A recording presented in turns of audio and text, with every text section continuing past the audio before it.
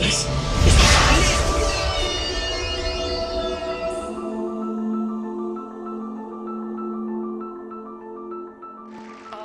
Non, non, je dois y aller. Tu vas pas t'en aller comme ça, on va leur jouer un morceau qui balance du tonnerre. Un morceau qui balance du tonnerre.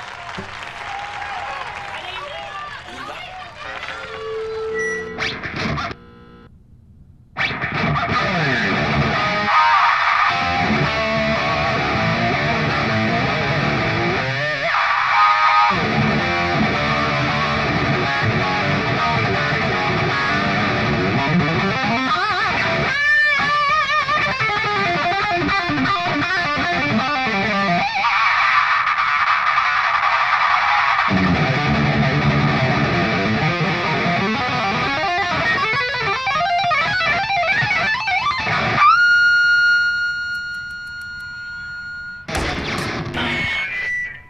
Voilà ce que j'appelle un morceau qui balance du tonnerre.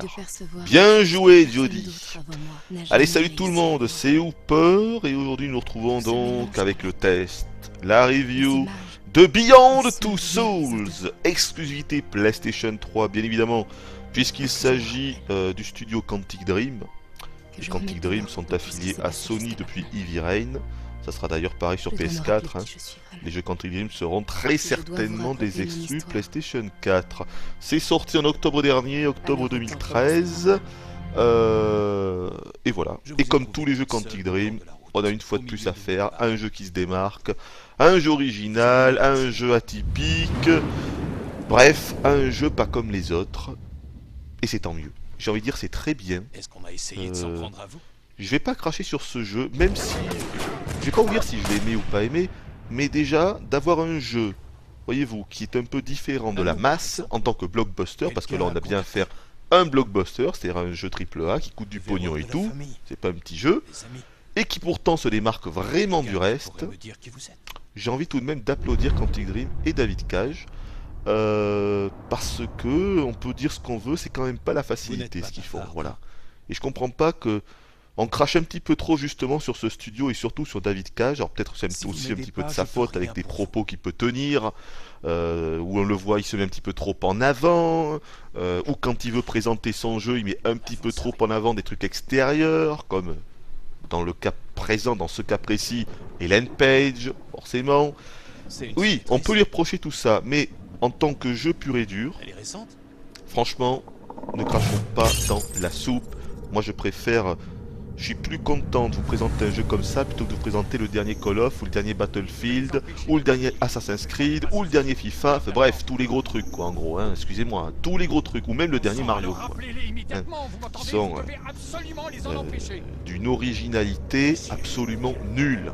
Donc ne crachons pas sur ce genre de jeux qui sont certes pas exceptionnels, mais qui ont au moins le mérite d'apporter quelque chose entre guillemets de neuf.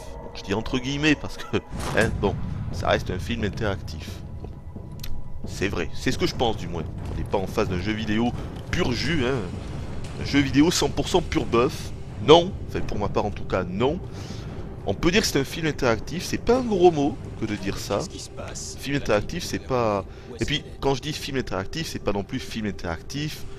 On va dire tel que on pouvait le voir il y a 15 ans, il y a 20 ans, hein, sur les vieilles consoles, le Mega CD, le CDI, la 3DO, tout ça. Pour le coup, là, c'était vraiment des films, mais des véritables films, quoi. Filmés vraiment avec des vrais acteurs, avec une pseudo-interactivité à deux balles. Là, c'est quand même plus évolué, quoi qu'on en dise. Donc, voilà, j'ai envie de dire, il faut raison garder, calmons-nous, parce que maintenant, il y en a, dès qu'ils entendent le mot de David Cage, ça y est, ils disent, mais c'est de la merde, c'est pourri, c'est pas du jeu. C'est différent, voilà, c'est différent. Disons que si tous les jeux étaient comme ça, alors effectivement là on pourrait gueuler, mais c'est pas le cas. Des jeux comme ça sont extrêmement rares. N'oublions pas que Quantic Dream produisent un jeu tous les 4 ans en moyenne. Ils n'en ont fait que 4, hein. Que 4 depuis 1999. Faites le calcul, hein. The Nomad Soul, Fahrenheit, Heavy Rain, Beyond Two Souls. 4 jeux en combien de temps? En 14 ans. En 14 ans. Le prochain arrivera certainement dans 2 ou 3 ans, au mieux. Donc, encore une fois, ne crachons pas dans la soupe, acceptons ce qu'on nous propose. Et en plus, vous allez voir que ce jeu n'est pas dénué de qualité, à mon sens. Bon, alors par où commencer? Peut-être par l'histoire un petit peu, c'est tout de même un peu le plus important dans ce genre de jeu. Alors déjà non, avant l'histoire, vous aurez compris, si vous ne suivez pas du tout l'actualité vidéoludique, Dans la c'est un jeu bibliothèque. dans la pure veine de Heavy Rain. C'est-à-dire que c'est un jeu à QTE. Ce qui veut dire que Nickel. c'est un jeu qui nous propose un gameplay ultra simplifié, très accessible, très grand public, dans lequel vous ne pouvez pas mourir. Il est impossible de mourir dans Beyond Two Souls, il faut le savoir. Euh, Vous pouvez donner la manette à votre mamie, elle parviendra, même si elle n'a jamais touché au moindre jeu de toute sa vie, elle parviendra à terminer ce titre. Ça, c'est la première chose à savoir. La seconde, c'est que j'ai plus eu l'impression qu'on nous tenait la main finalement, c'est-à-dire que de subir entre guillemets une sorte de promenade durant tout le jeu. Ah, Ce que je veux dire, ouais, c'est très drôle, qu'aujourd'hui Alten. vous avez des titres qui sont 100% orientés action, mais qui malgré tout sont d'une facilité juste affolante. Pour moi, ces titres-là sont, Waouh, c'est de c'est l'hypocrisie en fait. très romantique. Vous voyez, si je prends par exemple l'exemple du dernier Tomb Raider, euh, je vous avais fait part de ma déception de la facilité du jeu. Oui, parce que c'est un jeu d'action. Vous avez de l'action, vous avez des armes, Je savais que j'allais vous avez des devoir fois du apprendre. Je dois bourrinage, trouver une vous avez recette des énigmes, réalisable en une vous avez de heure l'exploration. avec ce qu'il y a dans le frigo. Mais tout ça, en réalité, c'est du fake. Parce qu'il n'y a Œuf à pas la l'asiatique. moindre Ça a l'air difficulté. bon, mais C'est une promenade c'est pas trop également, compliqué. voyez-vous. Si on était grossier, on pourrait dire que c'est Poulet aussi au un film curry et interactif. légumes au Pourquoi je four. dis ça? Parce qu'il n'y a pas de Ça difficulté. va prendre du temps D'accord? avec Et je le pourrais dire la four, même mais chose pour ça les paraît jeux faisable. euh, qui proposent des pizzas campagnes toutes solo à la faites. Call of, à la Bon, Battlefield, pour prendre des exemples récents. c'est pas C'est très la même raffiné, chose. mais Pour moi, ces jeux-là, la c'est presque aussi des préparation, pas de films stress, interactifs. ouais. Pourtant, on ne dit pas. Mais si, C'est une bonne idée. si vous réfléchissez un petit peu, vous verrez que aussi, c'est bel et bien des films interactifs. Tout se passe sous vos yeux. Ce Mon n'est qu'une poulet au curry, accumulation c'est un plat de maison. scripts. Ouais, j'adore Et vous, ça. vous êtes là, Donc, vous je fais pas tout naviguez en l'air dans après ce tout. script. Vous naviguez dans ce film interactif. Et pourtant, jamais on ne nomme ces jeux des films interactifs. Ben là, j'ai envie de dire, au moins vous savez à quoi vous allez jouer. Voyez? Parce que les jeux comme Beyond Two Souls, comme Heavy Rain, ils sont catalogués comme films interactifs à juste titre.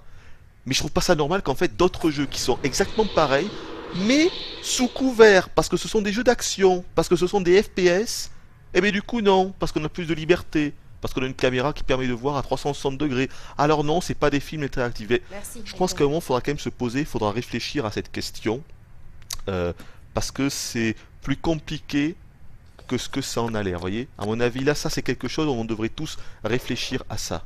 Parce que je trouve pas ça normal que des jeux, effectivement, comme ce Beyond, qui sont très accessibles, très assistés, comme je vous disais, où on voit bien que on nous raconte plus une histoire qu'on ne joue réellement, on est plus spectateur qu'acteur, alors on les catalogue comme des trucs à part, mais à côté de ça, t'as plein d'autres jeux qui sont tous des clones, en plus de ça, ils se ressemblent tous, c'est les mêmes trucs, c'est aussi presque des films interactifs et pourtant on ne le dit pas.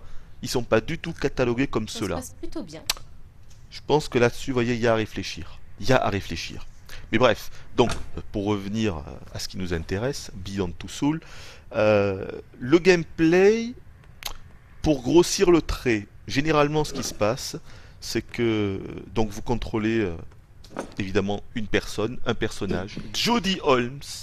On y reviendra à ce personnage, vraiment. Là, je vais mettre l'accent sur Jodie Holmes. Vous pouvez me croire, l'héroïne de ce titre, c'est quelque chose de puissant.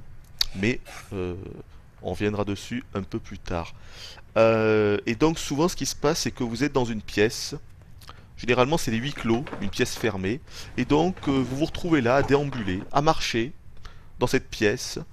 Et on vous donne accès à une pseudo-interactivité avec l'environnement. C'est-à-dire que quand vous allez vous approcher de certains éléments du décor, vous aurez un point blanc qui va s'afficher à l'écran.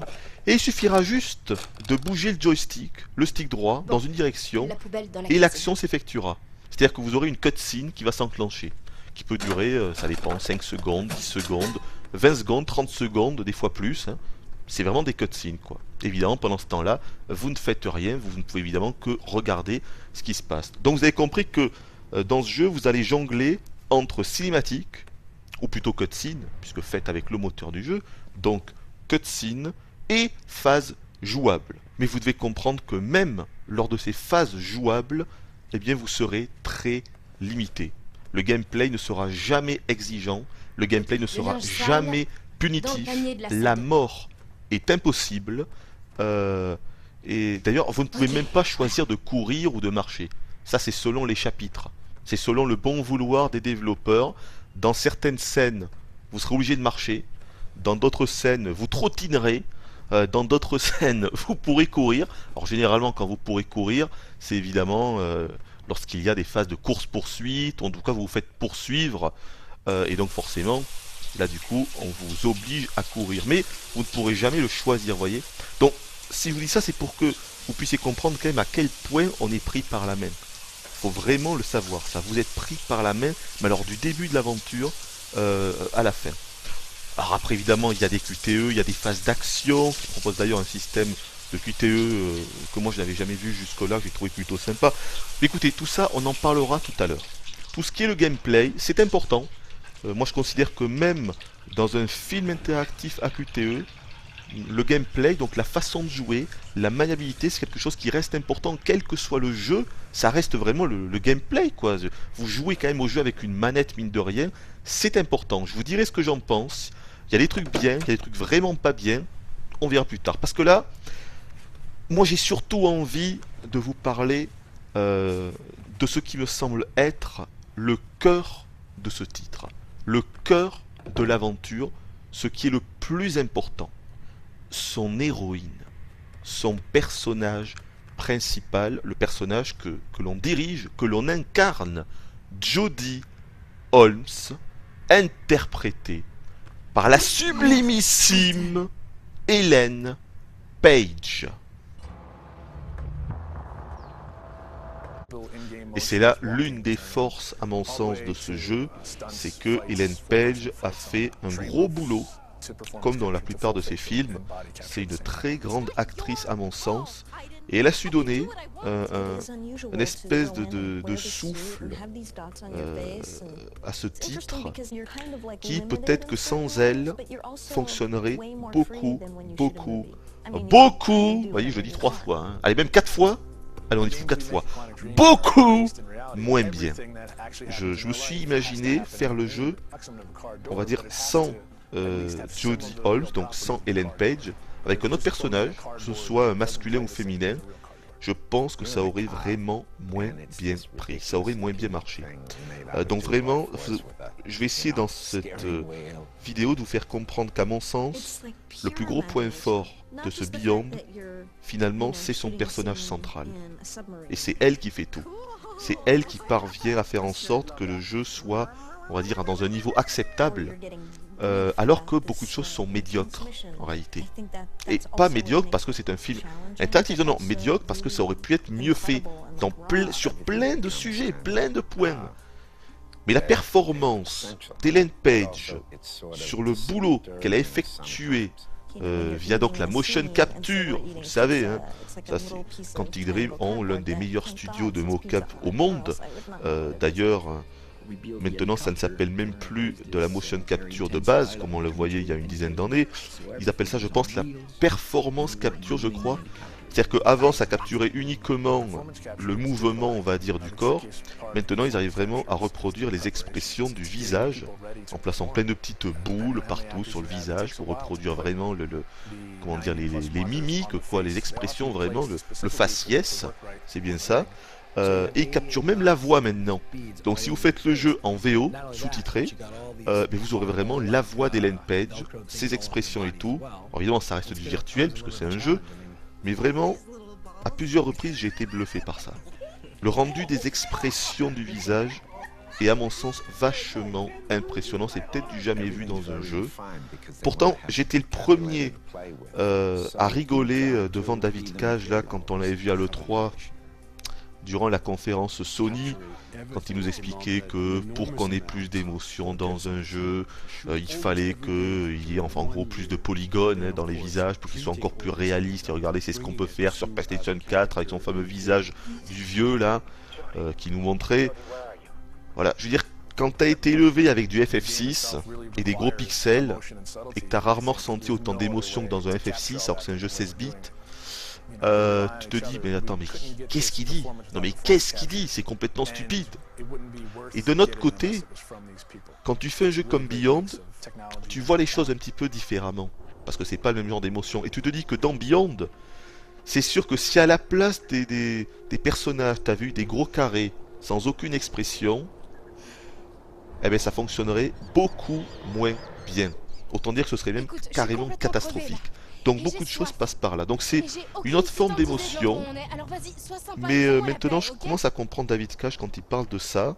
Parce que oui, avoir des visages qui sont toujours mieux modélisés, avec des expressions qui sont toujours plus réalistes et tout. Après il faut pas non plus trop en faire. Mais c'est important quand même. Voilà, c'est important. De l'autre côté, quand tu as été élevé encore une fois avec des vieux jeux et que c'est surtout... Quand moi je me dis qu'est-ce qui m'a procuré le plus d'émotions dans ma vie de gamer, ben c'est vrai que c'est souvent des vieux jeux, quoi. Mais c'est peut-être de la nostalgie, puis j'étais plus jeune, vous voyez.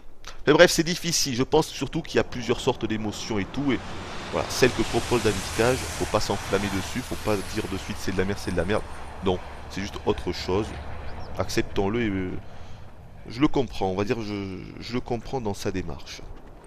Bref, en tout cas, donc voilà Ellen Page qui incarne Jodie Holmes, c'est quand même un gros coup de la part de Quantic Dream d'avoir réussi à choper cette actrice.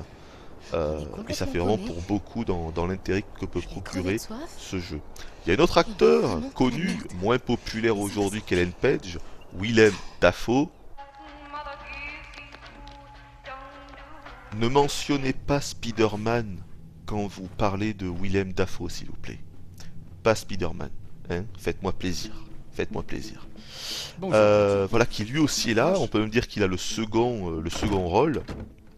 Mais bon, il est un peu plus... voilà, j'ai envie de dire lui. Vous voyez, pour le coup, pourtant, j'adore cet acteur et tout. Mais il n'y a pas quelque chose qui se passe avec lui. C'est plus, on va dire, classique. Vous voyez, alors qu'avec Ellen Page, il se passe réellement quelque chose. Il se passe un truc. Il y a une alchimie qui se passe. C'est le seul personnage avec lequel on ressent ça. Mais encore une fois, j'y reviendrai parce que, à mon sens, c'est le point fort. C'est le truc à retenir de ce Beyond. C'est juste Jodie, c'est le personnage de Jodie. Il n'y a rien d'autre à retenir.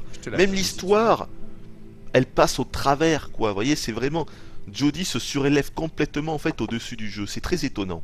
Mais j'y reviendrai.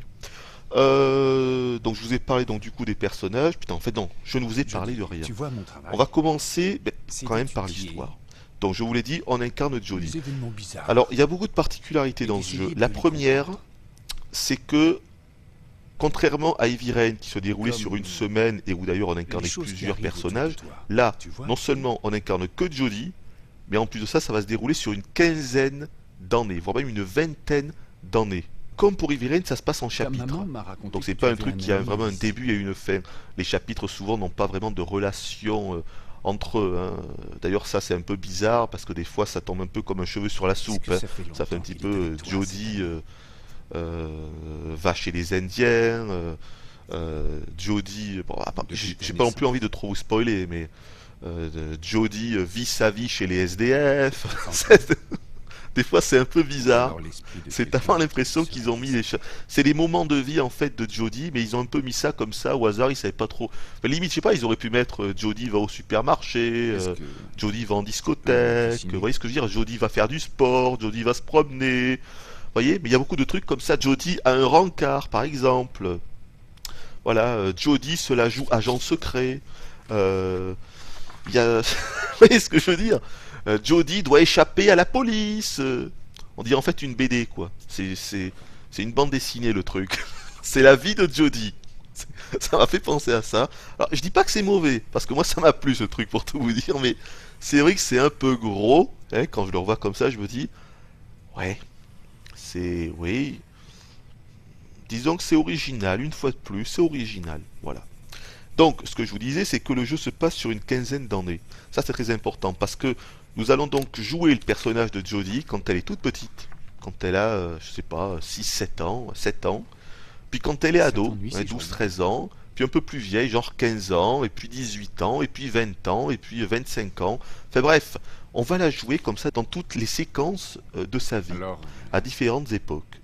Et ça, c'est vachement bien fichu. Pourquoi? Encore une fois, grâce au boulot d'Ellen Page, parce qu'on y croit.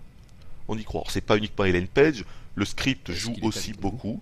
Je trouve que la narration est bien pensée, les dialogues sont bien pensés, et on y croit. Tout simplement, on y croit. Même quand tu joues Jodie à 7 ans, pourtant généralement quand on joue un personnage comme ça aussi jeune, il y a énormément de défauts. Déjà rien que pour réussir à bien le faire au niveau de, comment dire, de sa morphologie, un enfant comme ça, c'est vraiment un enfant. Hein. C'est pas évident, souvent ça ressemble pas à grand chose. Enfin, moi j'ai des souvenirs dans d'autres jeux qui se voulaient réalistes. Quand tu vois les enfants, on dirait des monstres, quoi. Ils font peur. Parce qu'ils n'arrivent pas à bien les modéliser ou à faire en sorte que ça soit cohérent au niveau du visage. Et bien là, j'ai envie de dire peut-être pour la première fois de ma vie de gamer, j'ai vu un enfant crédible. J'ai vu une gamine de 7 ans crédible. Je crois que c'est la première fois que ça m'arrive. Tu lui dis ce qu'il doit faire et c'est-à-dire qu'elle en fait pas trop, elle ne surjoue pas. Non, je dis pas à Aiden ce qu'il doit faire. Et en même temps, on y croit. On y croit. Vous avez, je crois, 7 chapitres en tout, 7 séquences avec la Jodie vraiment enfant. Et franchement, c'est 7 séquences poignantes parce que vraiment tu y crois. Quand tu la vois, quand tu vois son expression du visage, ses yeux, ses mimiques, sa façon de bouger, est-ce que c'est lui qui t'a fait ça? c'est réaliste, quoi. Voilà. C'est réaliste. Moi, j'y ai cru, j'y ai cru. Elle parle très rarement, comme un enfant de cet âge, surtout un enfant de cet âge qui aurait des problèmes, parce que elle a un problème, et ça, il faut quand même que je vous en parle. Vraiment, ça m'a bluffé. Et même, je vous parle de Jodie enfant, mais même après, c'est toutes les Jodie, moi, qui m'ont bluffé. Toutes les Jodie. C'est là, le travail effectué sur ce personnage dans toutes ces étapes de sa vie, à ces différentes époques, m'a bluffé. Et je pèse mes mots, ça m'a bluffé. Quand elle est ado, c'est pareil, tu comprends vraiment, quoi. La séquence de la fête d'anniversaire, bon, qui est super cliché, faut être clair, de toute façon David Cage et les clichés, hein, c'est... Voilà, faut faire avec. Il y a beaucoup de clichés dans ce jeu, justement la fête d'anniversaire, oui, Jodie est invitée à un anniversaire, et dans tous les ados qui sont à cette fête, c'est vraiment tous des clichés ambulants, quoi. C'est un truc de ouf, attention, hein. C'est vraiment les ados comme tu les vois dans les films hollywoodiens, quoi, hein, vraiment, c'est... Ah, ça c'est peut-être un défaut. Il devrait... Quantic Dream, David Cage, parce que on parle beaucoup de David Cage, mais c'est quand même lui qui pilote ses acteurs, hein, dans le studio de Mocap et tout, on le voit bien. C'est lui qui écrit le script, donc c'est normal aussi qu'on le mette en avant, quoi. Bon, après, ça reste une équipe. Quantic Dream, c'est un studio. Il doit y avoir peut-être pas une quarantaine de personnes qui bossent là-dedans. Mais donc, ce que je veux dire, c'est qu'il y a un peu trop de clichés à mon sens, et la scène de la fête d'anniversaire est le bon exemple, malheureusement. Encore une fois, ce qu'on retient aussi dans cette scène, c'est Jodie, quoi. C'est tout le travail qui a entouré ce personnage. Putain, c'est fort ce qu'ils ont fait, vraiment. On se rend pas compte, hein. J'ai lu quelques critiques et tout, et on la met un petit peu en avant, mais pas assez à mon sens, hein. Franchement, il y a vraiment... Il y a presque un avant et un après le personnage de Jodie, quoi. Franchement, en plus de ça, c'est un personnage féminin. J'ai pas le souvenir d'avoir déjà vu un personnage féminin aussi fort provenant d'un jeu vidéo. Souvent, les personnages féminins, c'est soit des personnages, on va dire, forts, un petit peu comme une Lara Croft, soit des personnages qui servent, comment dire, juste de filles, quoi. Donc une espèce de bombasse, quoi, qui servent pas à grand chose. Des personnages féminins, ou alors qui sont pas très travaillés, mais là, pour le coup, putain, même là, je me suis dit, putain, est-ce que j'ai déjà vécu ça dans un autre jeu? Un personnage féminin aussi intéressant, hein, aussi travaillé au niveau de la psychologie, hein? Je suis pas sûr, vous voyez. On peut même dire qu'elle m'a charmé, la petite. C'est peut-être pour ça, hein. Non mais c'est vrai, je sais pas, il y a vraiment quelque chose qui s'est passé avec cette Jodie là. Même quand elle est adulte, hein, je veux dire, toutes ces phases ont été travaillées. Quand elle est ado, tu comprends ce qui se passe. Voilà, quand elle a sa période de rebelle là, quand elle est un petit peu avec son style gothique. Franchement, tu comprends, parce que tu comprends pourquoi elle en est arrivée là. Vu que tu as vécu ce qui s'est passé dans son enfance, tu comprends pourquoi c'est comme ça. Vous voyez ce que je veux dire? On comprend la situation, on comprend ce qu'elle dit. C'est pour ça que tout ce qu'elle dit est intéressant, parce qu'on essaye de l'analyser. On essaie de comprendre pourquoi elle est dans cette situation. Ah mais oui, ce qu'elle dit c'est logique, mais oui, elle est comme ça parce qu'il y a eu ça, ah oui. Et là du coup on essaie de bien regarder au niveau justement de son visage et tout, est-ce que c'est bien fait? Ouais, c'est vachement bien fichu, c'est exactement comme ça qu'il fallait faire et pas autrement. Ah oui, oui, c'est comme ça, moi aussi j'aurais fait comme ça. Je me suis reconnu dans cette mise en scène, pour tout vous dire, voilà, je suis assez reconnu là-dedans. Un peu trop de clichés, comme je vous disais, un peu trop de trucs, peut-être un petit peu trop gnangnan, vous voyez, un peu neuneux comme ça, mais... Bon, peut-être que David Cage, il faudrait peut-être qu'il s'affranchisse de ce genre de choses. Mais déjà là, je trouve qu'il y a... On a de la qualité, voilà. On a vraiment de la qualité dans le traitement de ce personnage qu'est Jodie. Je crois que je suis tombé amoureux. Le gros ours s'est fait envoûter par la belle. C'est vraiment un truc de pervers. Non. Bon. Ah ok, d'accord, ça fait déjà 20 minutes. Splendide. 20 minutes et je ne vous ai pas encore parlé de l'histoire, ni de rien d'autre. C'est vraiment génial, c'est vraiment génial. Enfin, je vous ai tout de même parlé du principal à mon sens, hein, vous l'avez compris. Jodie Holmes, c'est elle qui fait tout, c'est tout. C'est ça qu'il faut retenir de toute façon. Il n'y a rien d'autre à retenir. Beyond Two Souls? Non, c'est pas Beyond Two Souls. C'est La vie de Jodie. Voilà, Beyond Two Souls est un mauvais titre. La vie de Jodie. La vie de Jodie Holmes. Ça, voilà, le vrai titre, il est là en réalité. Bon, putain, ça m'énerve de passer autant de temps sur ces trucs-là. Vous savez que le pire, c'est que cette vidéo aurait dû être en fait ma première vidéo avec le nouveau format, hein, dont je vous ai tant rabâché les oreilles dans putain 7 ans. Mais pour tout vous dire, j'ai tenté un nouveau format, mais j'ai trouvé que c'était trop formaté. Je me suis dit, non, c'est pas possible, ça ne me va pas, ça me correspond pas surtout. Alors oui, c'est plus facile pour moi, c'est plus rapide aussi, mais ça me correspond pas. Je me suis dit, je peux pas mettre ça. Non. Et donc, je me suis dit, mais tant pis, je vais continuer à travailler dessus, je vais pas lâcher l'affaire. Mais tant pis, vu que là, je voulais vraiment vous donner mon ressenti, mon avis sur ce Beyond, eh ben, je me suis dit, c'est pas grave, je vais faire une vidéo à l'ancienne qui partira en freestyle partout. Ben, je crois que là, on est bien parti pour du freestyle, hein, c'est génial. Bon, donc, l'histoire, c'est le plus important. Putain, mais l'histoire, je vous avais parlé il y a 10 minutes de l'histoire et je suis encore parti dans je sais plus où. L'histoire. Donc, vous l'avez compris, nous incarnons Jodie. Donc, la particularité de Jodie, c'est que c'est pas un enfant comme les autres, parce que elle est reliée avec une espèce d'esprit. On appelle ça une entité. Dont on va également d'ailleurs pouvoir prendre le contrôle nous-mêmes. Pas tout le temps, mais quand même assez souvent. Et donc cette entité qui est invisible, qui peut en fait voler un peu partout. Par contre, on est relié via une espèce de lien, comment dire, un lien virtuel par Jodie, c'est-à-dire qu'on ne peut pas non plus aller n'importe où. En gros, cet esprit, c'est un peu comme un lion en cage, quoi. Il est enfermé dans le corps de Jodie. Il peut pas vraiment s'échapper. Il peut aller quelques mètres à côté, genre une dizaine de mètres, mais il peut pas naviguer où il veut. Donc il est vraiment enfermé avec Jodie. Au revoir, Jodie. Est-ce qu'on va apprendre pourquoi tout ça? Ça, faut jouer au jeu pour en savoir plus. Hein. C'est pas moi qui vais vous le dévoiler maintenant. Mais en tout cas, il y a donc cette espèce d'esprit qui est toujours avec Jodie. Et donc le problème de Jodie, c'est qu'elle a dû toujours vivre avec. Voilà, depuis qu'elle est petite jusqu'à sa vie d'adulte. Elle a toujours eu cet esprit. Vous voyez? Donc cet esprit ne parle pas, mais elle par contre elle lui parle. Forcément, quand tu es un enfant, tu parles comme ça. Et puis d'ailleurs, souvent les enfants ils s'imaginent qu'ils sont avec des êtres virtuels comme ça. Enfin, vous voyez ce que je veux dire, des poupées ou des trucs comme ça. Et donc en fait, elle a appris tout simplement à vivre avec ce personnage. Voilà, une des séquences qui j'ai trouvé était pas mal, une parmi tant d'autres, mais c'est quand on la voit justement, Jodie enfant, qui est en train de jouer avec des poupées, des trucs comme ça. Au début on se dit mais what the fuck, c'est quoi cette scène?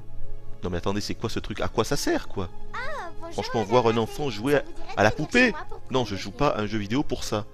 Et d'un seul coup, eh ben, tu as l'entité qui interagit avec elle. Oui, parce qu'il peut interagir aussi. C'est une entité qui peut, comme ça, on va dire, donner des petits coups. Si vous avez vu le film Ghost, c'est un petit peu la même chose, vous voyez. À la fin, quand vous avez Patrick Swayze, je crois, hein. Peut-être que je me gourre, mais je crois bien que c'est lui. Je suis pas sûr à 100%, mais je crois que c'est lui, ouais. À la fin, en fait, il a appris à pouvoir un petit peu comme ça interagir avec le monde réel, hein, pouvoir genre faire tomber des objets. Et bien l'entité c'est la même chose, avec le temps elle aura appris, et donc elle peut comme ça un petit peu interagir. Et nous on pourra également le faire quand on prend son contrôle. Malheureusement c'est extrêmement scripté, on pourra qu'à le faire à des endroits précis. Mais ça j'y reviendrai quand je vous parlerai du gameplay. Oui, et donc cette fameuse séquence, au début on se dit what the fuck, à quoi ça sert, et quand on voit qu'en fait l'entité entre en jeu, ben oui, on comprend quel est l'intérêt de cette scène, c'est voir comment en fait se déroule, comment le lien entre Jodie et Aiden, puisque cette entité se nomme Aiden, c'est Jodie qui l'appelle comme ça, se fait. Vous voyez, on comprend comment ces deux personnages se parlent, comment ils communiquent en fin de compte, vous voyez. Et donc au final, c'est pour ça que toutes ces petites scènes qui, parfois on se dit à quoi ça sert, au final, elles ont quasiment toutes un intérêt. Quasiment toutes. Il y a très peu de déchets dans ce jeu au niveau des différentes séquences. Alors que dans Heavy Rain, vous voyez, à quand même de nombreuses reprises, je m'étais dit, nom de Dieu, c'est quoi ce truc? Ça ne sert à rien. Alors, il est évident que j'avais été moins intéressé par les personnages, qui pourtant ne sont pas non plus complètement dénués d'intérêt, mais déjà le fait d'en contrôler 4 au lieu d'un, t'arrives pas vraiment à t'attacher à un perso en particulier, et puis tu as vraiment des séquences que j'ai trouvées mais horribles dans Heavy Rain, quoi, qui sont vraiment pénibles à jouer. Il y en a beaucoup moins dans Beyond, parce que je trouve que les séquences, même qui peuvent paraître anodines et inintéressantes, en réalité le sont. Il y a toujours un fond, il y a toujours quelque chose à apprendre dans chaque séquence, au niveau de la psychologie de Jodie, surtout au niveau de Jodie. C'est ça aussi qui m'a intéressé, vous voyez, c'est réellement ça. Et donc, je reviens une fois de plus au scénario, à l'histoire. Donc, vous l'avez compris, Jodie est obligée de cohabiter avec cet esprit durant toute sa vie. Et donc, ce qui va se passer très rapidement, je vais pas vous dévoiler toute son histoire, mais juste le début. Ce qui va se passer, c'est que ses parents, qui sont d'ailleurs ses parents adoptifs, là déjà je commence à trop en dire, vous voyez, eh bien ils vont s'apercevoir évidemment qu'il se passe des choses avec leur fille, donc ils vont l'emmener voir des spécialistes, et donc Jodie finalement va être un petit peu enfermée, parce que c'est ça, dans une espèce de laboratoire, si on peut dire, c'est là où elle va vivre, elle sera plus avec ses parents adoptifs, et donc elle va devoir subir entre guillemets des expériences, parce qu'évidemment les scientifiques ils veulent apprendre, et justement ce Willem Dafoe qui joue donc le rôle de je ne sais plus comment il s'appelle, Norman, je ne sais plus comment, ben lui c'est un petit peu le chef des scientifiques, hein. C'est ça son rôle en réalité. Donc lui aussi il va avoir un lien étroit avec Jodie. Au final ça va perdurer durant toute l'aventure. Et donc voilà, je n'en dirai pas plus. J'en dirai pas plus au niveau du scénario, le reste il faudra vraiment le vivre par vous-même, en dire plus ce serait spoilé. Mais vous l'avez compris qu'on va vraiment vivre sa vie à partir de ce moment, et donc tout le long de sa vie, qu'est-ce qui va se passer? Il va se passer des choses, elle va pas rester évidente toute sa vie dans ce laboratoire, il va se passer des choses, mais ça c'est le cœur du jeu, c'est l'intérêt du jeu, donc j'en dirai pas plus, et en plus ça je risque vraiment de vous spoiler au niveau des séquences que vous allez voir là, puisque forcément je vais vous montrer des séquences de Jodie enfant, ado, adulte, je vais déjà vous spoiler au niveau du visuel, c'est pas non plus la peine que je vous spoil en plus de ça au niveau de la voix, quoi, de ce que je peux vous dire. Bon. Donc à partir de là, je vais m'arrêter. Alors ensuite, le gameplay, ça aussi, c'est évidemment très important. Non, avant le gameplay, juste une dernière chose. Au niveau de la chronologie des événements, là aussi c'est complètement différent de Heavy Rain. Vous vous dites peut-être, ah mais c'est génial, parce que donc on va débuter avec Jodie quand elle est toute petite, puis ado, puis adulte, tout ça. Eh bien non. Parce que la chronologie, c'est-à-dire le cheminement des chapitres, des séquences que vous allez jouer, est complètement défragmenté.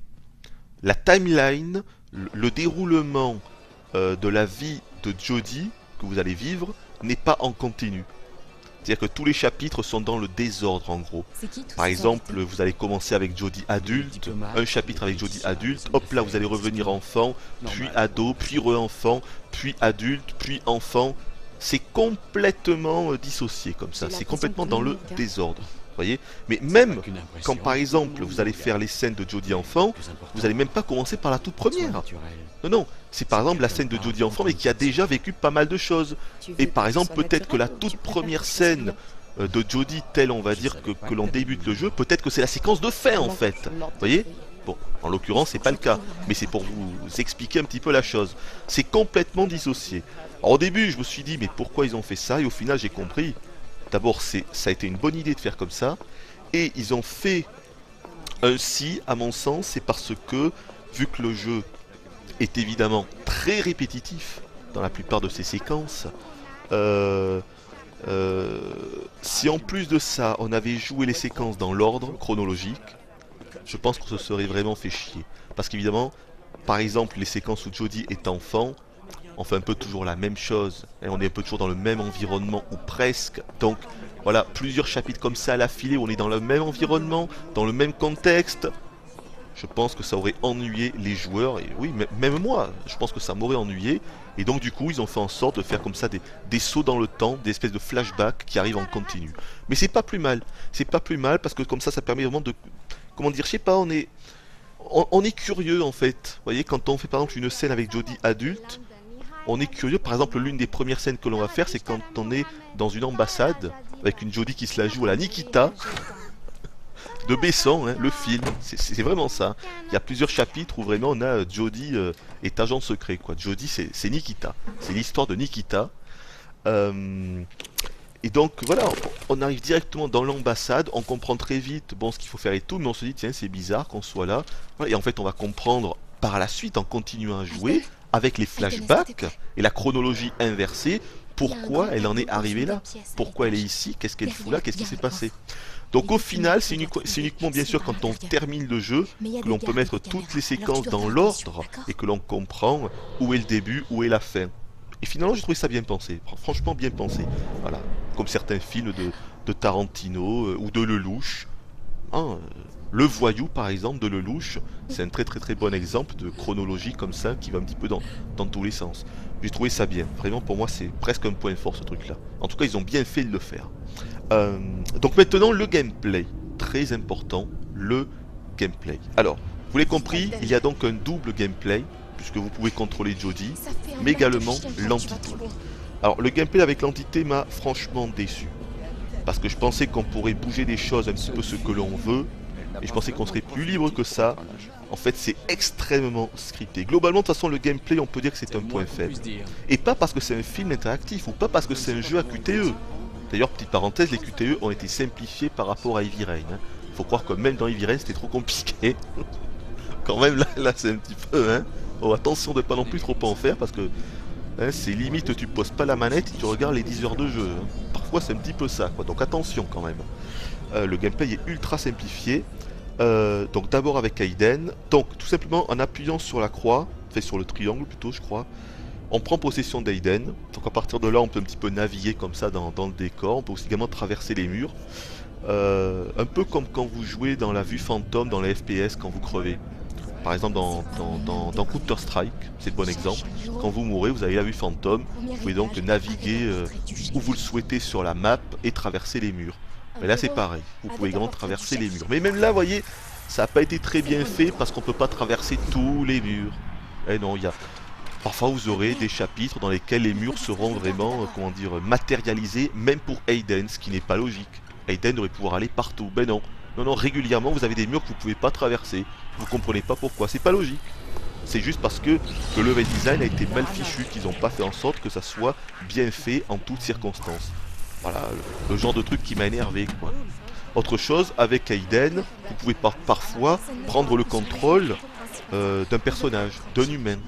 Voilà, Aiden peut vraiment prendre le contrôle, donc le diriger. Mais ça c'est complètement arbitraire. Ça va être comme ça, un personnage sur 50. Vous voyez ? Par exemple, quand on est dans cette fameuse ambassade, vous avez juste un personnage que vous pouvez contrôler. Et c'est pareil dans tous les chapitres. Souvent, vous ne pourrez jamais contrôler aucun perso. Mais il n'y a pas de logique, vous savez pas pourquoi. C'est juste parce que pour les besoins du chapitre, eh ben, on était obligé, les développeurs ont fait en sorte que vous puissiez contrôler ce personnage-là. Mais pourquoi celui-là, c'est pas expliqué. Et c'est jamais expliqué. Ben c'est pas logique, quoi, c'est complètement bouger con, le vous voyez. tableau. C'est comme pour les murs, quoi. Trouve-le, Hayden. Pourquoi peut-on traverser un mur et pas un autre? Pas logique. Pourquoi peut-on prendre possession d'un personnage mais pas d'un autre? Pas logique. Pourquoi peut-on bouger un objet mais pas un autre? Pas logique. Enfin bref, il y a énormément de trucs qui vont pas avec le gameplay Hayden, qui est beaucoup trop simplifié à mon goût. Beaucoup trop, oui, c'est trop scripté. Beaucoup trop de script avec Hayden. Je m'attendais à beaucoup mieux à ce point de vue-là, puisque c'était quand même un jeu que j'attendais, ce Beyond, donc je savais très bien qu'il y avait une entité, qu'on pourrait la contrôler. Et je m'attendais vraiment à beaucoup mieux que ça. Grosse déception. Manque d'interactivité au final. C'est ça. Manque d'interactivité. Pourtant, le truc, c'est un film interactif et il y a un gros manque d'interactivité. C'est trop limité. C'est beaucoup trop limité. Et très répétitif aussi. Tout ce que vous ferez avec Hayden, généralement, c'est pouvoir en fait bouger des objets qui auront été positionnés à cet endroit uniquement pour être bougés. Non, excusez-moi, mais non, quoi. Et en plus ça, toujours dans le même ordre, quoi, de la même façon, hein. Non. Là, il y a vraiment un souci avec le gameplay avec Hayden, il est foiré, il est clairement raté. Ça aurait pu être génial. En l'état, pour moi, hein, c'est juste raté. Alors ensuite, le gameplay avec Jodie. Bon, là aussi, c'est pas génial, forcément. Donc, en gros, elle ne peut que marcher, comme je vous disais. Donc, elle ne peut que marcher. Et donc, voilà, souvent vous allez déambuler comme ça dans des pièces. Et vous aurez un point blanc qui apparaît. Et donc, vous devrez juste orienter le joystick dans la direction... par exemple, je sais pas si le point blanc il est à gauche, vous orientez à gauche. Bon, c'est extrêmement simple, hein, clair. En gros, c'est juste bouger le joystick dans n'importe quel sens et voilà, c'est tout. Et l'action se fait. C'est ça. La plupart des interactions, ça sera ça. Alors après, des fois, vous avez des vrais QTE, vous devrez appuyer sur L1, R1, L2, R2, tout ça. Ok, il y a ça aussi. Ou il y a des trucs où, par exemple, vous allez devoir bourriner sur le bouton, ça existe aussi. Bonsoir. Mais globalement, ça vole pas bien haut, c'est pas intéressant. De toute façon, c'est pas pour ça que vous allez jouer à ce jeu. Encore une fois, c'est pour vivre une histoire, c'est pour vivre l'histoire de Jodie. Et c'est pas pour avoir du gameplay. Faut être clair, quoi. Si vous voulez du gameplay, il faut surtout pas acheter ce jeu, vous allez halluciner, quoi. Vous allez vous dire, mais c'est quoi ce truc, on ne joue pas? Mais non, on ne joue pas. On ne joue pas, c'est un film interactif, mec, il y a que des QTE. Tu sais bien que tu joues pas. Peut-être que le plus gros défaut de Beyond, en fait, c'est juste que avant d'y jouer, il faut savoir à quoi vous allez jouer. Parce qu'évidemment, le mec qui n'a jamais connu de jeu comme ça et qui tombe sur ça, il a quand même, je dirais, plus d'une chance sur deux de trouver ça complètement nul et de ne pas du tout comprendre l'intérêt, puisqu'il va à peine jouer. Hein, alors qu'en fait, le but du jeu, c'est qu'on nous raconte une histoire. Alors oui, je peux concevoir qu'on trouve ça nul, ça faut être clair, ça je peux tout à fait le concevoir, vraiment. Alors ensuite, vous avez des phases d'action avec Jodie, des phases de combat. Alors, vous allez combattre, alors, généralement c'est à main nue. Et ça, pour le coup, c'est peut-être ce que j'ai préféré au niveau du gameplay, parce qu'ils ont inventé quelque chose. C'est pas juste des QTE basiques. Comment vous expliquer clairement? Durant les combats, donc au corps à corps, et bien en gros, par exemple, quand Jodie va essayer de mettre un coup de poing de la droite vers la gauche, il va y avoir une espèce de bullet time, l'action va être ralentie, et vous devrez orienter le joystick, le stick droit vers la gauche, pour qu'elle finisse son action. Donc en fait ça dépend, en gros il va falloir terminer le mouvement de Jodie. Il va falloir terminer le mouvement de son attaque, ou de son esquive aussi, parce que quand on se fait attaquer, il faut aussi esquiver. J'ai trouvé ça pas mal, bon alors parfois ça foire un petit peu, ou parfois on sait pas exactement dans quel sens l'orienter, mais ça reste assez rare, et de toute façon, vu qu'on ne peut pas mourir dans ce jeu, et que de toute façon le fait qu'on réussisse ou qu'on rate un QTE n'a que peu d'incidence sur la suite, on s'en fout un petit peu en réalité. Mais c'est toujours quand même gratifiant pour soi-même de réussir un QTE entier de cette façon. Mais j'ai trouvé ça pas mal. Moi j'ai trouvé ça sympa. Par exemple, je sais pas, quelqu'un va essayer de vous donner un coup de poing. Si vous voyez que Jodie est en train de se baisser, il faudra orienter le joystick vers le bas pour qu'elle termine son mouvement. Si on se foire, eh bien Jodie se prendra un coup de poing. Ce qui encore une fois n'a que peu d'incidence sur la suite parce qu'elle se relèvera toujours, toujours pour terminer ce qu'elle a commencé, mais vous serez quand même pris le coup de poing. Ah, donc vous serez quand même foiré, hein, vous l'aurez vu que vous êtes foiré. Mais j'ai bien aimé ce système, moi, sans déconner, parce que ça fonctionne assez bien. Hein. Ouais, terminer les mouvements de Jodie avec un petit effet bullet time, ça m'a plu. Franchement, il y a plusieurs scènes de baston comme ça qui sont assez kiffantes. Il vaut mieux ça que du QTE basique où on nous aurait juste demandé d'appuyer sur des boutons. Non, ça c'est un bon système qui peut certainement être amélioré dans le futur. Bien sûr, c'est pas parfait. Mais déjà, le fait qu'on nous demande de réfléchir un petit peu, parce que c'est en fonction de l'angle de la caméra, il faudra orienter le joystick à droite, à gauche, en haut, en bas. Ben, c'est déjà mieux qu'un simple QTE basique où on appuie sur un simple bouton, selon moi. Alors après, vous avez également des phases d'infiltration qui sont moyennes, on va dire. Disons que pour un genre de jeu comme ça, à QTE, ça va, mais ça pète pas bien haut. Hein, ça pète pas bien loin, c'est le moins qu'on puisse dire. Il y aura notamment une mission où on va devoir se servir de ce système de pseudo-infiltration. En gros, si elle se met à couvert, on a un bouton pour se mettre à couvert. On peut aller à droite ou à gauche de l'objet qui nous sert à nous couvrir. On s'oriente avec le joystick, hop, on voit un X de marqué, on appuie sur le X, hop là, Jodie va aller très vite vers un autre endroit de couverture, on regarde un petit peu où sont les gardes, dès qu'un garde est proche de nous, il faut appuyer sur un autre bouton, le bouton carré pour l'étrangler, voilà, vraiment c'est extrêmement basique. De toute façon cette fameuse mission en Afrique est pour ma part vraiment ratée, où on doit tuer un méchant dictateur africain, cliché, au secours. Voilà, clairement on joue pas au jeu pour ça, quoi. Je suis désolé, on joue pas au jeu pour ça. C'est comme les dernières missions, hein. Je vais pas vous spoiler, mais juste quand vous êtes dans la base sous-marine, ou même après le chapitre qui suit cette mission, mais non, excuse-moi, c'est raté. C'est raté. De toute façon, les missions où ils ont voulu faire de l'action, mais non, ça ne fonctionne pas. Ça ne fonctionne pas, quoi. On n'y croit pas, et puis c'est ridicule, quoi. La mission de la base sous-marine, c'est n'importe quoi, c'est tous les défauts du jeu qui te sautent à la gueule, quoi. C'est ça. Mais non. Moi, j'ai vraiment préféré, encore une fois, me concentrer sur le personnage de Jodie et sa psychologie durant toute sa vie, mais pas des missions où ils sont obligés... J'ai l'impression qu'en fait, ils ont été un petit peu obligés, via une sorte de cahier des charges, de mettre des scènes d'action. Un petit peu comme si ça, c'était une obligation, vous voyez. Mais non, les mecs, vous n'êtes pas obligés, quoi. Hein, c'est pas parce que dans tous les jeux il y a forcément de l'action que vous êtes obligé d'en mettre ici. C'est pas parce que dans tous les jeux le ending, la fin se finit forcément par une grosse scène de pam pam boum boum, vous êtes obligé d'en mettre là aussi. Non, à mon avis, justement, sur ce point précis, vous avez raté le coche parce qu'il fallait pas faire comme ça. Vous avez l'opportunité de faire quelque chose vraiment d'unique et d'original et non, quoi. Qu'est-ce que c'est que ce truc, quoi. Alors je parle pas forcément de la fin, la fin en elle-même qui est plutôt sympa, qui est correcte. Mais juste, c'est la dernière partie, quoi, les 2 dernières heures. Non. Moi, j'ai pas kiffé, vraiment, j'ai vraiment pas kiffé ça. C'est dommage. Parce que le gameplay ne suit pas, tout simplement. Le gameplay ne suit pas, quoi. Donc, faut pas essayer de faire des trucs comme ça quand vous voyez bien que le truc ne va pas avec. Merde. Ah non, ça, j'ai pas du tout aimé, quoi. J'ai vraiment pas aimé. Le seul chapitre comportant de l'action que j'ai vraiment aimé, sans en dire plus, mais juste pour ceux qui ont fait le jeu, c'est le chapitre fugitif, ou fugitive plutôt, voilà. D'ailleurs je crois bien que c'est le chapitre de la démo, hein, qui commence dans un train. Celui-là c'est peut-être l'un des plus réussis, parce qu'en plus de ça il y a beaucoup d'incidence selon les choix que l'on va faire. Et c'est pas le cas dans tous les chapitres. Hein. Dans la plupart des chapitres, il n'y a rien qui a une incidence en réalité. C'est-à-dire que vous réussissiez ou pas les QTE, que vous fassiez ça ou pas, non, de toute façon, le chapitre finira de la même façon, tout est toujours pareil, on s'en fout. Mais là, dans ce chapitre-là, où on doit donc s'échapper aux flics, je l'ai fait plusieurs fois, et à chaque fois, il s'est passé un truc différent. Alors au final, ça se finit toujours de la même façon, la finalité est toujours la même, et ça n'a aucune incidence sur les autres chapitres, mais par contre, il y a beaucoup de choses qui peuvent être vraiment différentes, quoi.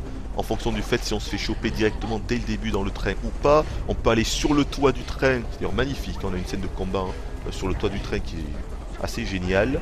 Ensuite on peut être... ça dépend, en fait non, il y a vraiment pas mal de trucs, hein. Ah, on peut nous mettre les menottes dans une cabine du train où on devra s'échapper, ou alors on peut sauter du train quand on est sur le toit. Ensuite on a un petit passage dans la forêt où on doit... D'ailleurs c'est magnifique ce passage là, il est très joli. C'est pas tous les chapitres qui sont beaux, parfois vous avez des décors assez vides, des décors moyens. Autant les personnages sont très bien faits, surtout les personnages principaux et surtout Jodie, extraordinaire. J'en ai déjà dit, mais de toute façon, si je vous parlais que de Jodie, voilà, je tiendrai encore 1 heure juste sur Jodie, tu vois. Voilà, donc même au niveau, on va dire, de son accoutrement, de ses vêtements, juste génial, quoi. Oui, Voilà. vas-y, Aiden. Je sais pas, elle doit avoir genre une dizaine d'habits différents, Jodie, mais putain, à chaque fois, c'est une claque, quoi. Elle est super bien sapée. Voilà, Jodie, elle se sape super bien, quoi. C'est... Je sais pas, tout est réussi avec le personnage de Jodie, je vous l'ai dit. Jodie, c'est le niveau supérieur, quoi, clairement, hein. Sans déconner. Et donc, qu'est-ce que je disais? Oui, donc, ce fameux chapitre, ouais, il est vraiment réussi, quoi. Il y a plein de trucs différents. Vers la fin, on peut prendre une moto. Alors, si vous réussissez à bien réussir les QTE en moto et tout, bah, à la fin, vous aurez une séquence complètement action et tout. Vous allez voir vous combattre contre une armée carrément. Alors que si vous faites choper avant, vous serez emmené dans un fourgon et vous devrez vous libérer de ce fourgon. Vous voyez, il y a parfois quand même, dans un chapitre, il peut vraiment se passer plusieurs choses. Mais, bémol, c'est trop rare. Voilà. Ce jeu comporte quoi? Peut-être 26 chapitres, il me semble que c'est 26 chapitres. Et des chapitres où réellement il peut se passer plein de trucs différents à l'intérieur même. Allez, je dois l'avoir, je vais être gentil, 6 ou 7. Je suis gentil, hein. Je suis gentil en disant 6 ou 7. Bon. Mais vous devez comprendre que même dans ces chapitres-là, c'est uniquement ces séquences qui seront modifiées et pas la suite. D'accord? C'est-à-dire que certes, il y a plusieurs fins, mais en réalité, c'est quasiment que votre toute dernière action à la toute fin du jeu qui va déterminer quelle fin vous allez visionner. Voilà. Sans en dévoiler plus, c'est vraiment ça. Vous devrez appuyer soit sur triangle, sur carré, sur la croix ou sur le rond, et c'est ça qui va déterminer votre ending. Donc non, on ne peut pas appeler ça de l'interaction, de la grosse interaction, non. Non, ça aurait dû être mieux fait que ça. C'est-à-dire que toutes les actions que l'on fait, et ce depuis le début de l'aventure, auraient dû avoir une influence dans chaque chapitre. Et là, c'est pas du tout le cas. Chaque chapitre commencera de la même façon, et chaque chapitre, ou presque, à quelques très rares exceptions près, se termineront de la même façon. Et je reviens d'ailleurs parce que c'est drôle. Ça, je pense que je peux vous le mettre. Ça sera pas un gros spoil. Encore une fois, le chapitre où Jodie essaye d'échapper aux flics puis à l'armée, eh bien, il se finit de la même façon, mais en fait, dans un contexte différent. Ça c'est assez énorme. C'est-à-dire qu'en gros, le chef des SWAT, du GIGN, on va dire, le chef du GIGN, si vous réussissez tous les QTE, que vous arrivez à la fin, que vous décimez l'armée entière, à la fin, Jodie va s'approcher du chef et lui dire la prochaine fois, je tuerai tous. Bon, mais on est en gros dans une ville. Eh bien, si ça se passe autrement, que vous êtes dans le fourgon, que vous réussissez à vous libérer du fourgon et tout, vous aurez la même scène, mais sur la route, en fait, parce que le fourgon se sera renversé, elle va toujours s'approcher du bonhomme et dire si vous me foutez pas la paix, la prochaine fois, je vais tuer tout le monde. Vous voyez, donc, en fait, c'est la même scène, mais dans un environnement différent. Donc oui, on peut dire que ça se finit exactement de la même façon, puisque la finalité est la même. Vous voyez ce que je veux dire? Voilà. Mais là, pour le coup, encore une fois, dans ce chapitre-là, c'est assez bien foutu, c'est bien pensé. Malheureusement, c'est pas du tout le cas, puisque dans la plupart des séquences, il y a trop peu d'interactions, il n'y a pas de conséquences sur ce que vous faites, il n'y a pas d'incidence, c'est trop limité. Vraiment, ça, c'est dommage. Dans Heavy Rain, c'était mieux fait que ça. Dans Heavy Rain, c'était mieux fait que ça, il y avait plus d'incidence en fonction de ce que vous faisiez, et là, pour une raison qui m'échappe, ils l'ont pas fait comme ça, et c'est dommage. On peut dire que c'est un défaut, très clairement, c'est un bémol, c'est un bémol. Bon, écoutez, je crois qu'on a fait à peu près le tour de la question. Je voulais surtout vous donner mon ressenti, je voulais vraiment vous donner mon avis. Je crois que c'est fait. Vous avez compris ce que j'ai aimé, et vous avez compris ce que je n'ai pas aimé, c'est le principal. Après, soyons clairs, ce jeu est blindé de défauts. Il est blindé de problèmes en tout genre. Alors, vous avez des soucis qui sont inhérents à ce genre de jeu, film interactif QTE. Le fait d'avoir le sentiment qu'on est plus spectateur que joueur. Le fait qu'il n'y ait aucun challenge. Forcément, on ne peut pas mourir. Quoi que vous fassiez, vous ne mourrez pas. Même si vous êtes encerclé par 10 bonhommes qui sont en train de vous tirer dessus, et que vous devez faire par exemple des QTE pour vous en sortir, et bien même si vous ne touchez pas à la manette, ou même si vous foirez tous vos QTE, vous vous en sortirez. Oui, vous vous en sortirez. Alors, par des petites pirouettes forcément de mise en scène. Des fois il va se passer quelque chose qui va arriver pour sauver Jodie. Des fois ça va être Aiden directement qui va lui venir en aide. Souvent c'est ça. Hein. Ou alors Jodie va se faire toucher, va être blessée. Et juste après, dans la séquence qui va suivre, Aiden va la soigner. Parce que oui, Aiden a également ce pouvoir comme par hasard. Hein. Alors, rien n'est expliqué, on ne sait pas pourquoi ni rien. Mais évidemment il a ce pouvoir. Petite pirouette scénaristique qui permet de soigner les gens. Pas que Jodie d'ailleurs, mais n'importe qui. Donc forcément, Jodie, elle peut se faire mitrailler de partout. Aiden pourra la soigner. Voilà, donc ça aussi c'est un petit peu gros quand même. Mais oui, des défauts, voilà, la lourdeur de Jodie. On a l'impression de diriger un camion, ça c'est pas possible. Voilà, mais tout ça encore une fois, c'est des défauts qui sont inhérents à ce genre de jeu. Donc on peut pas trop... Enfin, moi je vais pas m'acharner sur ce genre de problème parce que quelqu'un qui va jouer à Beyond saura à quoi s'attendre. Et donc il saura que ce sont des problèmes qui généralement sont présents dans ce genre de jeu. Donc c'est pour ça que je vais pas mettre l'accent là-dessus. Par contre après, comme je vous l'ai dit, il y a des choses, l'interaction trop limitée, le gameplay avec Aiden qui est vraiment beaucoup trop scripté. En gros on fait toujours ce qu'on nous demande de faire, on ne peut jamais décider par nous-mêmes. Gros souci à ce niveau-là. D'ailleurs c'est pareil avec Jodie. On devrait avoir beaucoup plus de... Oui, d'interactivité. Tout ceci est trop limité. Ensuite au niveau de l'histoire du scénario, je vous en ai parlé. Mais je vous ai surtout parlé de l'histoire de Jodie. Hein, avec son esprit qui plane autour d'elle, cette entité. Mais à côté, il y a une autre histoire qui, pour le coup, est super moyenne. Super moyenne. Moi, je veux bien que David Cage, que Quantic Dream essaye on va dire, de se rapprocher du cinéma, comme il dit. Parce que c'est lui qui le dit. Hein. Moi, je veux bien, il n'y a pas de problème. Mais alors, il faut qu'on ait un scénario digne du 7e art. C'est ça. Et là, est-ce qu'il est digne? Non, il n'est pas digne. À un moment, j'ai arrêté le jeu, je me suis dit, imaginons que ce jeu soit un film, que j'aille au cinéma pour le voir. Bon, évidemment, vu qu'il se finit en 8-10 heures, imaginons un condensé, le film durerait 2 heures. Excusez-moi, mais non, ça ne tient pas debout, ça ne tient pas la route. Je veux dire, ça ne pourrait même pas sortir au cinéma. Ce serait un direct tout DVD, clairement. Ce serait un film de série B qu'on verrait le dimanche à 3h du matin sur M6. Je suis désolé, mais parce que non, le scénario n'est pas cohérent, quoi. Cette histoire avec l'inframonde, avec les failles, avec les entités méchantes, on n'a aucune explication sur ça. Tu sais pas d'où ça sort, tout ça, c'est... Non, excusez-moi, mais non. Non, juste non. Ça ne fonctionne pas. Et je dis pas que ça fonctionne pas parce que c'est surnaturel, parce qu'on a du paranormal à foison, ça c'est pas un problème, vous savez. À l'époque j'étais super fan moi des séries comme X-Files, Au-delà du réel, il y a 10 ans, il y a 15 ans, j'aimais vraiment ce genre de truc, donc pour moi c'est pas un problème. Mais il faut que ce soit cohérent, il faut qu'au moins on ait une sorte d'explication à la fin. Là il n'y a pas d'explication. Il n'y a pas d'explication. Voilà la mission avec le condenseur là où on envoie Jodie seule dans l'immeuble pour voir un petit peu ce qui se passe. Attends, mais qui peut croire à ça? Qui peut croire à ça? Nathan va réveiller Jodie, qui est encore une ado à ce moment-là, elle doit avoir genre 15 ans. Hein.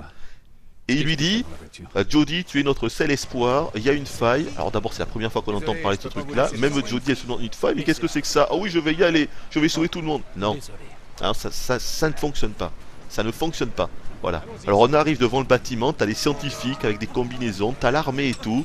Et Jodie, du haut de ses 15 ans, hein, voilà, sans combinaison, sans armes, go dans le bâtiment, et on va voir un petit peu ce qu'on peut faire. Alors, bien sûr elle y va parce qu'elle est spéciale, parce qu'elle est avec son entité, avec Aiden. Mais ça n'explique pas tout, c'est ridicule, cette séquence c'est juste ridicule, quoi. Et puis on la voit marcher à l'intérieur de l'immeuble comme un robot. Non, voilà, ça c'est le genre de séquence qui est vraiment, mais... foirée, mais alors du début à la fin. Vraiment, du début, elle prend même pas d'armes, quoi. Elle va se faire agresser par un scientifique, là, qui va être possédé par une entité. D'ailleurs, on ne comprend pas pourquoi ni rien, on ne sait pas pourquoi. Il n'y a aucune, là aussi, aucune cohérence en quoi que ce soit, on n'a pas la moindre explication, même à la fin du jeu. Ben non, il y a là aussi un gros souci. Enfin, voilà, des problèmes au niveau de l'histoire, même là il y en a, alors que c'est censé se rapprocher du cinéma. Il y a énormément d'influences. Tout à l'heure je vous parlais de Nikita, de Ghost, oui, mais de Contact aussi. Moi ça m'a fait penser à plein de films, au Sixième Sens, bien sûr. À la fin de Contact, oui. À Carrie à un moment. Il y a énormément d'influences cinématographiques. C'est pas un problème. Mais alors il faut que le scénario tienne la route. Et là ce n'est pas le cas. À mon humble avis, ce n'est pas le cas. Alors, il y a aussi le coup des bandes noires. Vous l'avez certainement remarqué, vous avez des bandes noires. Eh bien non, ce n'est pas un problème de votre téléviseur. N'essayez donc pas de régler l'image. Non, c'est... David Cage a décidé de faire un format cinématographique. C'est tout. Voilà, c'est-à-dire le format que vous avez quand vous allez dans un cinéma pour voir un film. Je crois que c'est du 24/6. Et donc forcément, quand vous regardez ça sur une télévision 16:9, vous avez des bandes noires. Comme quand vous regardez un Blu-ray au format cinémascope. Excuse-moi, non. Non mec, ton jeu c'est pas un film. Tu vois, si tu fais un film, ok, tu le fais en format cinémascope, on ira voir au cinéma, très bien. Là c'est un jeu, ok, c'est un film interactif à QTE, mais ça reste un jeu vidéo malgré tout. Ça veut dire qu'on va y jouer sur une télévision, en 16/9. Pourquoi on est obligé de se coltiner ces deux bandes noires? Attends, ça te bouge plus d'un quart de l'écran, plus d'un quart de l'action. À quoi ça sert? Non. Excuse-moi, mais non, quoi. Arrête de prendre tes jeux pour des films. Ou alors fais des films. Directement. Fais des films. Ah, je suis désolé, je m'énerve. Je m'emporte, mais... Tout ça pour vous dire quoi? Tout ça pour vous dire qu'une fois de plus, dans ce jeu... En fait, ce jeu qui se veut être un film, mais qui n'y arrive pas à aucun moment, ou si ce n'est que d'être un mauvais film, un film médiocre... Et voilà, qu'est-ce que vous voulez que je vous dise? Encore une fois, moi je reviens à ce que j'ai préféré et à la seule chose que j'ai aimé. Jodie Holmes, le traitement de ce personnage dans toutes les étapes de sa vie. C'est vraiment, c'est ça que j'ai aimé, c'est suivre sa vie, suivre ses sentiments, c'est vivre avec elle, ses bonheurs, ses malheurs, ses péripéties, juste son histoire, tout en la jouant, mais en la jouant tout en étant plus spectateur qu'acteur, puisqu'on est en face d'un film interactif. C'est sur ça que je veux mettre l'accent, parce que c'est ça que j'ai préféré. Vous l'avez compris, c'est vraiment sur ça. C'est ça que j'ai voulu, dont j'ai voulu parler tout le long de cette vidéo. Vraiment. Alors, une dernière chose, il y a un chapitre qui, à mon sens, se démarque un petit peu. Le chapitre, quand on est chez les Indiens, là, dans le désert, au Nevada, je crois, vers les Grands Canyons, la famille Navarro. C'est un petit peu comme le chapitre des sans-abri quand on est SDF. Mais là, pour le coup, quand on est SDF, c'est trop gros, quoi. C'est trop gros, les sentiments sont beaucoup trop gros. C'est Jodie chez les SDF. Et non, ça passe pas parce que on se retrouve là directement. C'est un chapitre qui arrive comme ça, comme un cheveu sur la soupe, hein. C'est ce que je vous disais tout à l'heure. On n'y croit pas, il neige, vous voyez, il fait froid, il neige, mon Dieu, on est SDF, qu'est-ce qu'on va faire? Ah, on est recueilli par des gentils SDF, ah, alors on va faire la manche, ah, alors notre pote va se faire tabasser par des méchants jeunes. Non, il y a un moment, faut juste arrêter les clichés, faut arrêter les bons sentiments. Ça, franchement, c'était beaucoup trop gros. Voilà, je suis pas forcément réfractaire à ça, et puis quand on connaît le bonhomme, quand on a fait tous les jeux de Quantic Dream, on sait un petit peu comment fonctionne David Cage, et donc c'est pour ça que je m'y attendais à ce genre de scène, mais des fois c'est vraiment trop gros. La séquence du SDF, elle est trop grosse pour pouvoir vraiment donner des sentiments. Vous voyez, Jodie qui va pleurer au téléphone, au secours, venez m'aider.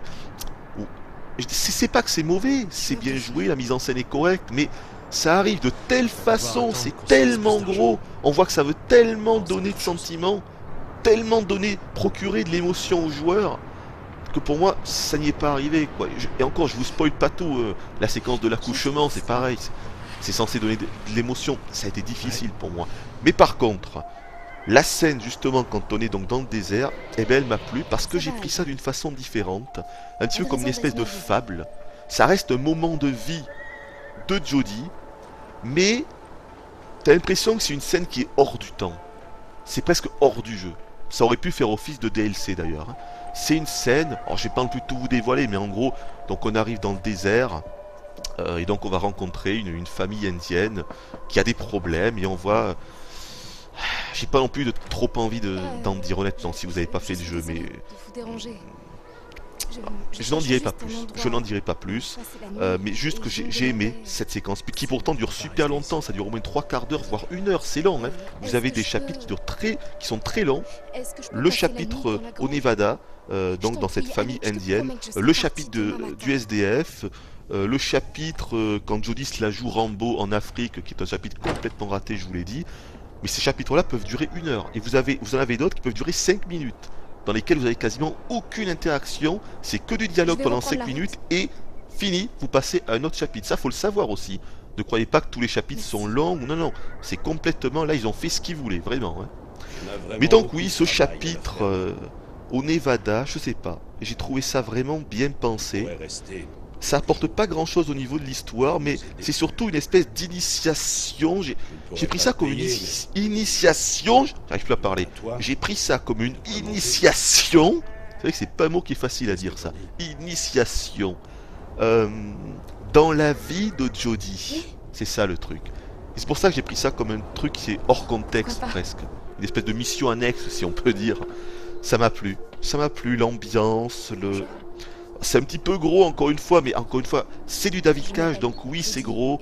Le coup de la mamie là, qui ne parle plus depuis 30 ans, et comme par hasard on arrive, alors évidemment dès qu'on apprend qu'elle ne parle plus depuis 30 ans, on comprend très vite que c'est grâce à nous qu'elle va retrouver la parole et tout, mais alors comment, dans quel contexte, pourquoi, voilà, tout ça j'en dirai pas plus, mais oui c'est un chapitre qui m'a parlé. Voilà, rien que le fait d'aider comme ça cette famille indienne, je me dis tiens c'est marrant, c'est bien fait. Voilà, et toujours avec Jodie, c'est grâce à Jodie une fois de plus, c'est grâce, je sais pas, son charisme, une sorte de charisme naturel, une espèce de charme naturel qui se dégage d'elle, qui est indescriptible, qui ne s'explique pas. Prête à bosser? Je suis toujours prête. C'est ça Les moutons que ont j'ai besoin d'eau. kiffé, Tu peux t'en occuper? et ce sera le mot de la fin, sinon je pense que je vais recommencer à vous parler de Jodie et de Ellen Page, je sais pas ce qui s'est passé avec ce personnage qui m'a vraiment plu.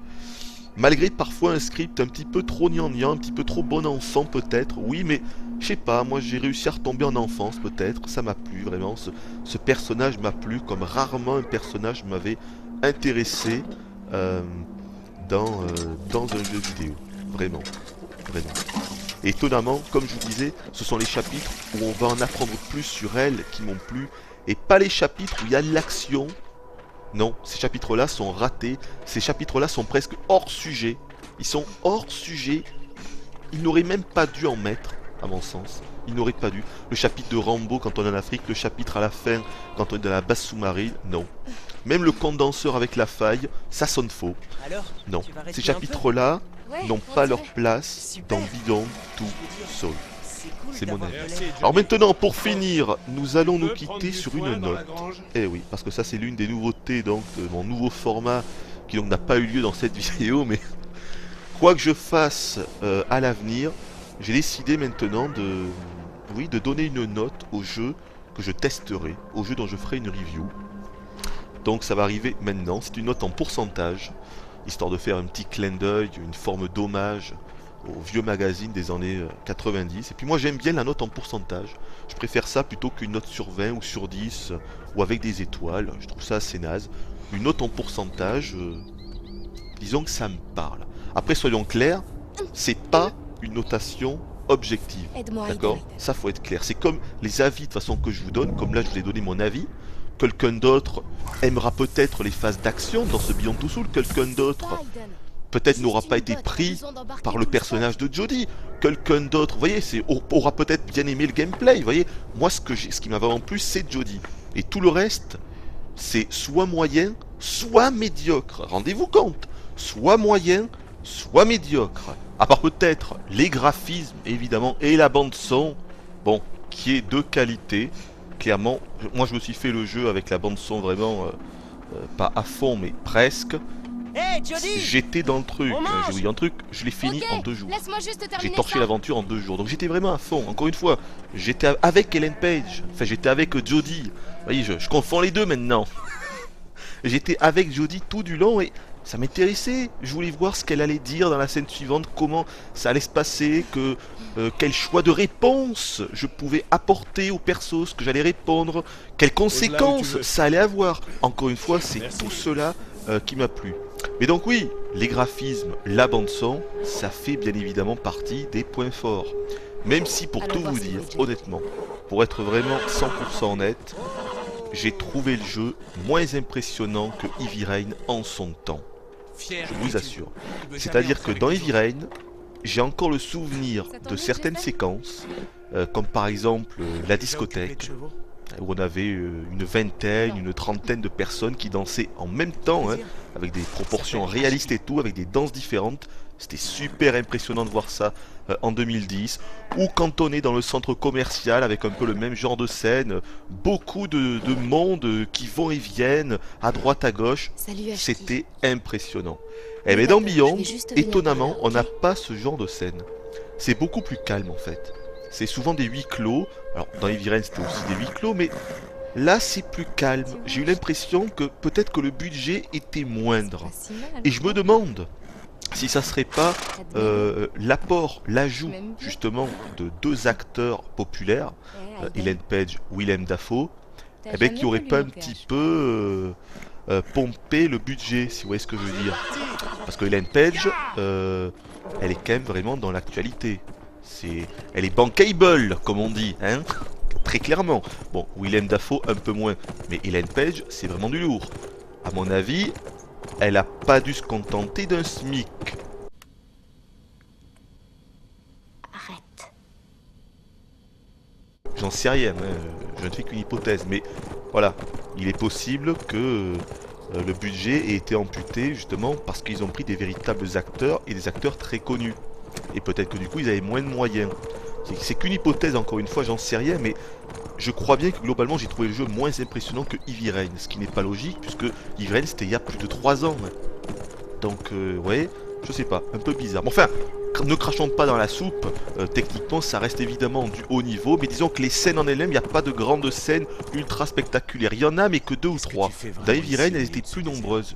Du moins, je sais pas, ça m'a plus marqué en fait. Par contre, au niveau des visages, et ça, je vous en ai parlé, c'est extraordinaire. Voilà, encore une fois, le visage de Jodie, ses expressions, ses mimiques, c'est du 100%. Non, c'est du 100%, ça veut rien dire. C'est génial, c'est extrêmement poussé, c'est extrêmement réaliste et ça n'augure que du bon pour ce qu'on va voir sur la PS4 et sur la Xbox One. Parce que quand on voit que sur cette génération, ils arrivent à faire des visages comme ça, aussi expressifs et aussi réalistes, ça laisse rêveur pour la suite. Bon, cette fois-ci, on s'arrête là, j'en peux plus. Donc je vous l'ai dit, vous allez avoir droit à une petite note de ma part, mais attention, totalement subjectif, ça sera toujours comme ça. Ça reste mon avis, ce n'est que mon avis. Je m'autoriserai à mettre des 100%, je m'autoriserai à mettre des 0%, ce que, évidemment, les médias professionnels ne peuvent pas faire, parce que c'est leur job, et qu'ils ont un devoir d'objectivité dans tous les cas. Moi, l'objectivité, je m'en fous. Et je vais vous dire un truc, l'objectivité, c'est mal. Voyez-vous, c'est pour ça que dans quasiment toutes les notes du web, vous avez quasiment les mêmes notes. C'est parce que les mecs sont obligés d'être objectifs. Moi, je veux de l'objectivité. Voilà, je veux des mecs qui vont noter le prochain Call of 8 sur 20 et d'autres qui le noteront 18 et qui diront vraiment des choses différentes dans leur putain de test plutôt que de citer toujours les mêmes points forts et toujours les mêmes points faibles. Ça me gave, vous me gavez les professionnels. Soyez objectifs. Si vous trouvez qu'un jeu c'est de la merde, même s'il est populaire, même s'il va se vendre à millions, même si vous avez des particularités avec l'éditeur au niveau des pubs et tout, dites vraiment ce que vous avez pensé du jeu et pas ce que la masse veut entendre. S'il vous plaît. Sinon, ça sera de pire en pire et je pense que les gens regarderont de moins en moins les tests professionnels. Voilà. Sur ce, les enfants, on s'arrête là. Je vous laisse donc avec mon verdict, ma note sur ce Beyond Two Souls. Et pour conclure, je dirais vivement le prochain Quantic Dream.